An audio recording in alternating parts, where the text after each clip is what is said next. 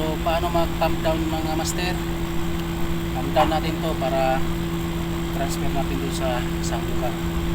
So paano natin i-pump down? Ganito. Gawin lang natin itong mga cap.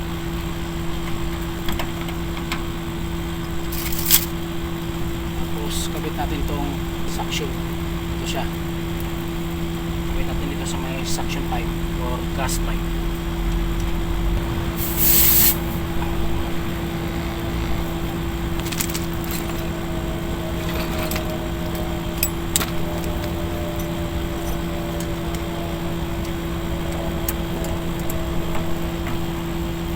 Kailangan lang natin ang number 4 na Allen key or Allen wrench. Ito yung charge natin 65. Muna natin isara itong maliit or itong liquid pipe or king valve.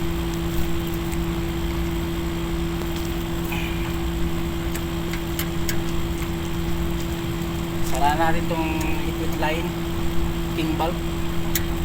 Tingnan nyo yan, bababa yan oh. Habang bumababa yan, sara din natin itong suction. Ayan oh.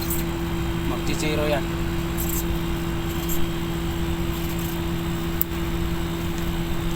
Ayan, zero na. Sara lang natin. Tanggalin natin itong power.